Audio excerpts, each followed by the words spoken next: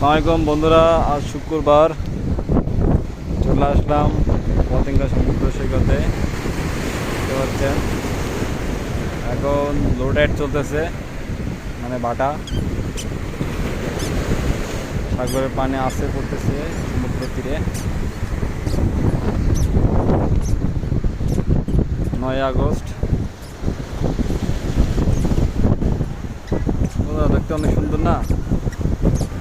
Comment করে জানাবেন কেমন লাগলো।